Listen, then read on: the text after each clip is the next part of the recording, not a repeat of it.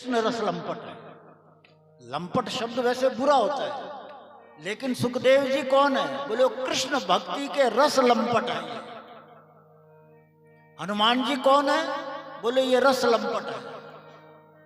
जहां भी कथा होगी हम तो पहुंच ही जाएंगे किसी न किसी रूप के अंदर। रामचरित सुन बेको रसिया, ये किसके रसिया हैं? बोले रामचरित्र के रसिया हैं। और आप हनुमान चालीसा पढ़ते हो, कभी ये सोचते हो कि देखो राम जी के साथ कौन गया था जंगल में? लक्ष्मण गए थे?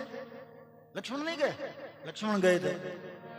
और जब हनुमान जी से गले मिलते हैं तो राम जी क्या कहते हैं? तुम मम प्रिय। ला बोलो, सेवा कर रहा है लक्ष्मण है, और लक्ष्मण को तो एक कोने में खड़ा कर दिया उन्होंने। तुम तो मेरे भरत के समान प्रिय हो। तो ज्यादा प्रिय कौन हो गया? लक्ष्मण के भरत? प्रिय तो लक्ष्मण ही है, लेकिन जो गुण भरत के अंदर है वो लक्ष्मण में भी है। और रामायण के अंदर तो यहां तक लिखा हुआ है कि राम और भरत दोनों की जो चेहरा था वो सूरत एक जैसी थी। भरत की हनु पर एक तिल था और राम जी के तिल नहीं था, इसलिए माता कैकेयी और कौशल्या दोनों को पहचानती थी। चौथा श्रोता कौन है? बोले कृष्ण भक्ति का रस लंपट। कथा सुनने ही जाना है। और एक श्रोता और होता है, वो ये पूछता है कि कौन कर रहा है कथा। हाँ, कथा करने वाला कौन है? वो है तो हम नहीं जाएंगे, वो है तो हम नहीं जाएंगे। ये भी एक प्रकार के। तो इन लोगों को कोई कथा से लेना देना नहीं होता, केवल मात्र दिखावा। तो भागवत का तीसरा श्लोक क्या कहता? बोले अन्यस्य दोष गुण चिंतन मासु मुक्त्वा। ये लौकिक धर्म छोड़ और जो तेरा, तुझे जहां तेरा हित दिखता है वो काम कर। और वक्ता के गुण बताए, वक्ता कैसा हो? बोले वक्ता का पहला गुण तो ये होना चाहिए कि वो शास्त्र विधि को जानने वाला हो। दूसरा गुण क्या हो? बोले निर्लोभी हो, उसके अंदर लोभ ना हो। तीसरा गुण कि शास्त्र की विधि के अनुसार ही वो दृष्टांत दे करके श्रोताओं को खुश कर सके, उनके मन की शंकाओं को दूर कर सके। और चौथा गुण कि श्रोताओं के चेहरे को पढ़ ले। श्रोता के चेहरों को भी पढ़ा जाता है। अब ये श्रोता क्या चाहते हैं? कोई भजन चाहते हैं, कोई नाच गाना चाहते हैं, तो उसके अनुसार भी उसको थोड़ा बहुत कथा कीर्तन के लिए ताली तूली बजा करके थोड़ा कीर्तन कर लेना चाहिए।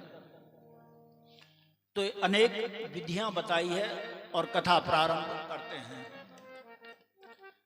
कथा का महत्व बतलाते बतलाते उन्होंने कहा कि श्रीमद् भागवत जो है, धन्या भागवती वार्ता प्रेत पीड़ा विनाशनी। ये प्रेत पीड़ा को भी दूर करती है। तो ये भागवत कब सुननी चाहिए? सदा सेव्या श्रीमद् भागवती कथा। जब तक इस शरीर में प्राण है तब तक इसका श्रवण करते रहना चाहिए।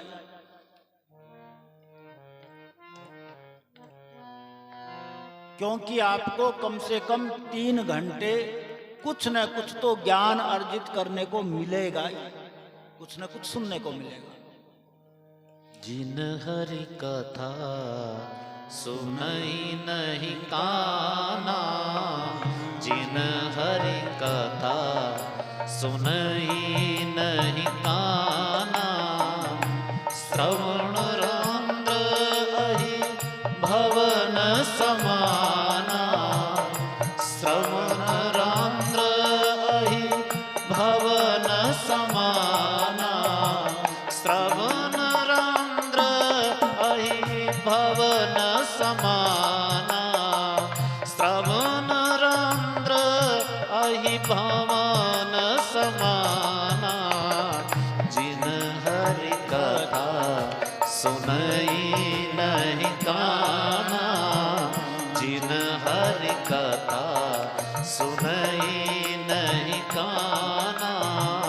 हे राम कथा सुंदर करता रे, हे राम कथा सुंदर करता रे। संशय विहग उड़ावन हारे, संशय विहग उड़ावन हारे।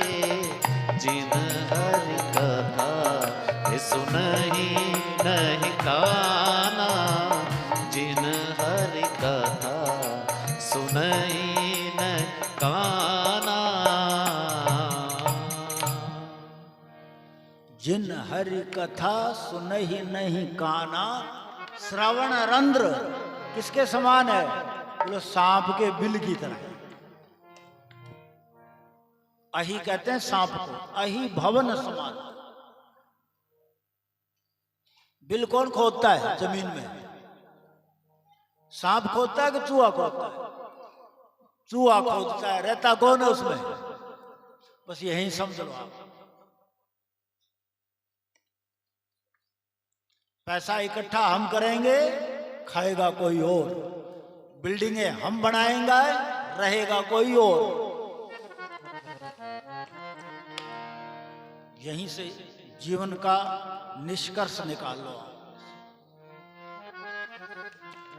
तो सदा सेव्या श्रीमद् भागवती कथा, ये प्रेत पीड़ा को कैसे निवारण करती है। और जिन लोगों को पितरों की और जिनको बुरे बुरे स्वप्न आते हैं, अधिकांश जिनको सांप रात को दिखते हैं, उनको तो कथा जरूर सुननी चाहिए। और कथा में बैठा भी तो नहीं जाता, बहुत मुश्किल है। अब जितने आप लोग बैठे हो, न तो आप मेरे बुलाने से आए हो, आप किसके बुलाने से आए हो? आप ये रस लंपट वो ही आए हैं जिनको भगवान बुला करके लाए हैं। सद्यो हृदयो अवरुध्यते, भगवान हरि ही आपको बुला करके लाया है। किसी के कहने से न तो कोई कथावाचक को देखने के लिए आता है, वो किसको आता है? वो कथा सुनने के लिए। किसकी कथा? बोले राम जी की कथा सुन। तो यहां बैठेगा कौन? वही बैठेगा। और जिनको नहीं बैठना है, उनको आप कितना ही पकड़ करके ले आना, वो नहीं बैठेंगे तो नहीं बैठेंगे। आप अगर पकड़ करके ले आए, उसे बिठा दिया, तो वो फिर चले जाएंगे।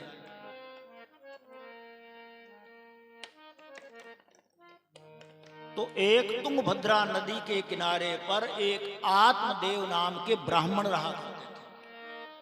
ये जीवन आपकी और मेरी घटना है। आत्मदेव कौन है? हम स्वयं हैं। आत्मा माने स्वयं।